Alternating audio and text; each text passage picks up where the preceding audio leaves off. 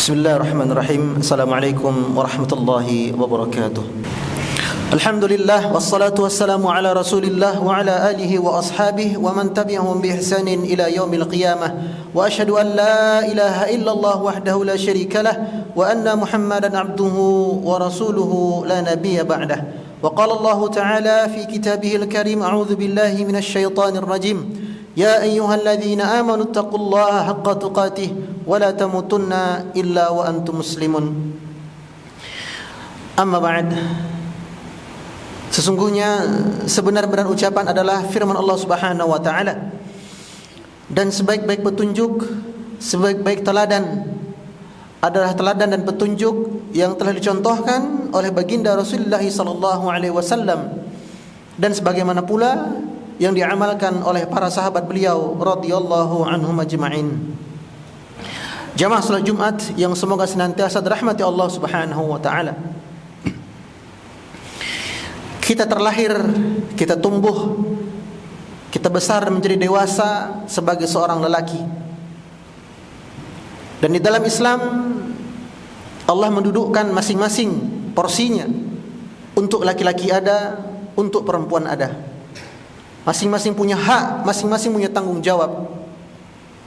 Dan laki-laki di syariat Islam memiliki tugas dan tanggung jawab yang sangat berat. Bahkan sejak ia dilahirkan, sejak ia terlahir dari rahim ibunya, seorang laki-laki telah Allah tanamkan tanggung jawab yang berat.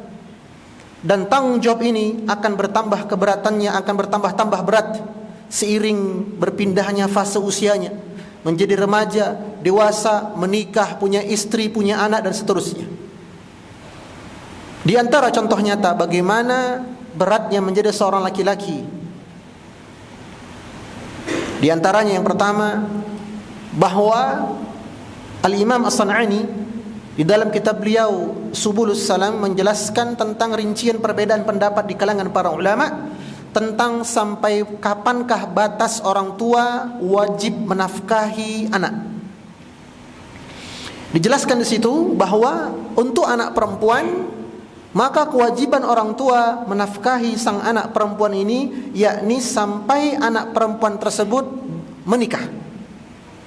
Artinya tanggung jawabnya sudah berpindah kepada suami. Berbeda cerita kalau anaknya anak laki-laki. Orang tua berkewajiban menafkahi anak laki-lakinya hanya sampai anak laki-laki tersebut baligh.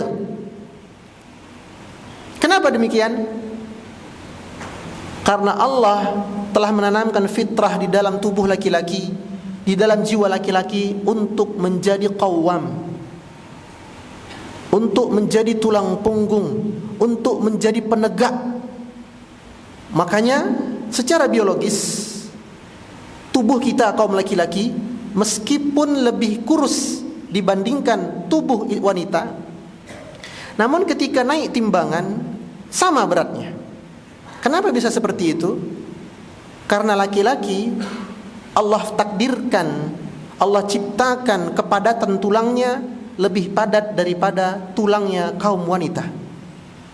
Adapun kaum wanita Allah ciptakan lemaknya lebih banyak daripada laki-laki. Dan ini sudah sesuai dengan porsi. Kenapa Allah ciptakan laki-laki kepadatan tulangnya lebih padat daripada wanita? Karena laki-laki untuk menjadi tulang punggung keluarga, dia akan menanggung dirinya sendiri terlebih dahulu. Kemudian dia bertanggung jawab terhadap orang tuanya. Kemudian dia bertanggung jawab terhadap istri dan anaknya. Kemudian dia bertanggung jawab terhadap kakak perempuannya, adik perempuannya. Maka saya katakan tadi di awal, menjadi seorang lelaki muslim itu tugas yang berat. Dan tugas ini tidak mungkin bisa dikerjakan sangat sempurna kecuali oleh laki-laki yang bermental baja. Laki-laki tangguh, bukan laki-laki cengeng, bukan laki-laki tukang rumpi, laki-laki yang lebih banyak tidur daripada aktivitasnya, bukan seperti itu. Di kalangan para sahabat Nabi sallallahu alaihi wasallam kita lihat sejarah, Masya Allah, bagaimana seorang Zubair bin Awam sudah menjadi pengawal Nabi di usianya yang ke-14 tahun. Bagaimana seorang Ali bin Abi Thalib sudah menjadi pelindung Nabi ketika usianya 12 tahun. Demikianlah, makanya Nabi SAW pernah bersabda dalam hadis yang sahih bahwa calon Nabi dan Rasul Allah ilhamkan kepada mereka semua sebelum mereka menjadi Rasul. Di masa-masa kecil mereka Allah ilhamkan mereka untuk apa? Menggembalakan kambing. Lalu para sahabat bertanya, "Wa anta ya Rasulullah? Apakah engkau juga demikian wahai Nabi?" Kata Nabi, "Bala, iya saya juga begitu. Kecil saya sudah mengembala kambing." Kenapa? Karena memang dalam syariat Islam anak laki-laki sejak kecil sudah dibiasakan untuk tegak, jangan cengeng, berdiri atas kaki sendiri. Makanya dalam bahasa Arab kaki rijlun, laki-laki rojulun. Kaki rijlun, laki-laki rojul. Asal katanya sama, ra, jim, lam. Kenapa? Laki-laki harus berdiri di atas kakinya sendiri. Maka jadilah laki-laki yang tangguh, laki-laki yang menjadi tulang punggung keluarga, bukan menjadi tulang ekor apalagi tulang lunak. Aqulu qouli hadza fastaghfirullahu lakum wastaghfiru innahu huwal ghafurur rahim.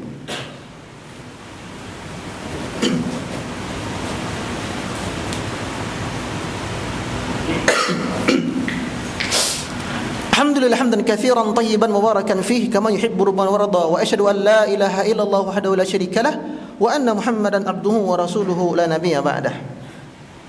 Jemaah sekalian, Allah Azza wa Jalla berfirman dalam Al-Qur'an, "Ar-rijalu qawwamuna 'alan nisa." Laki-laki itu Allah ciptakan, salah satu tugasnya adalah memimpin kaum wanita. Memimpin kaum wanita, artinya dia berada di atas.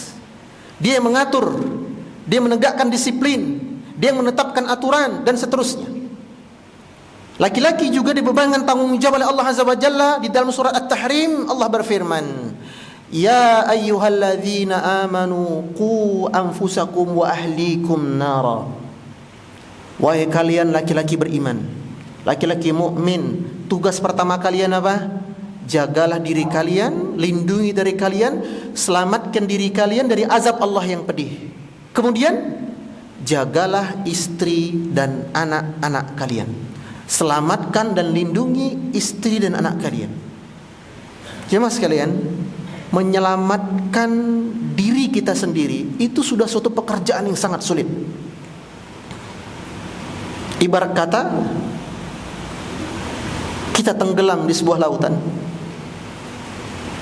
istri kita tenggelam di sebuah lautan, anak kita ikut tenggelam di lautan tersebut. Tentu sebagai seorang suami, sebagai seorang ayah, insting kita adalah menyelamatkan mereka. Yang jadi masalah, bagaimana kita bisa menyelamatkan mereka sementara kita tidak bisa menyelamatkan diri kita sendiri, tak tahu caranya berenang. Makanya Ali bin Abi Thalib ketika mentafsirkan ayat ini, beliau berkata, "Addibuhum wa 'allimuhum, 'allimuhum wa addibuhum." Ketika Ali mentafsirkan ayat ini, jagalah istri dan anak kalian, apa kata Ali bin Abi Thalib? "Allimuhum." Ajarkan istri dan anak kalian itu ilmu agama. Wa addibuhum, dan ajarkan istri anak kalian itu adab-adab Islami. Maka demi Allah jamaah sekalian, tugas kita menjadi seorang laki-laki, seorang ayah, seorang suami sangat-sangat berat. Rasulullah sallallahu alaihi wasallam bersabda, "Kullukum ra'in wa kullukum mas'ulun an ra'iyatihi." Setiap kalian adalah pemimpin, dan pemimpin akan dimintai pertanggungjawaban oleh Allah di hari kiamat kelak. Makanya nauzubillah, seorang suami yang tidak mendidik istrinya, seorang ayah yang tidak mendidik anak-anaknya, sesoleh apapun dia, nanti di hari kiamat istri dan anak-anaknya akan menuntut balik. Sang istri yang masuk ke neraka, diazab ke neraka, dia tidak terima. "Ya Allah, saya seperti ini gara-gara suami saya." Anak yang masuk neraka juga akan protes kepada Allah, "Ya Rabb, ya Allah, saya seperti ini karena ayah saya." Maka wahai para ayah, ajarilah istri kita, anak-anak kita ilmu agama dan adab-adab Islami. Sebab tanggung jawab kita demikian berat. Inna Allaha wa malaikatahu yusalluna 'alan nabi ya ayyuhalladzina amanu sallu 'alaihi wa sallimu taslima. Allahumma ighfir lil muslimina wal muslimat wal mu'minina wal mu'minat al ahya'i minhum wal amwat bi rahmatika ya arhamar rahimin. Rabbana ighfir lana dhunubana wa liwalidayna warhamhuma ya Allah kama rabbayana shighara. ربنا هب لنا من أزواجنا وذرياتنا قرة أعين واجعلنا للمتقين إماما. اللهم بارك لنا في بيوتنا، اللهم بارك لنا في أهلنا، اللهم بارك لنا في علمنا، اللهم بارك لنا في كل عمرنا. وصلى الله على نبينا محمد والحمد لله رب العالمين. أقيموا الصلاة.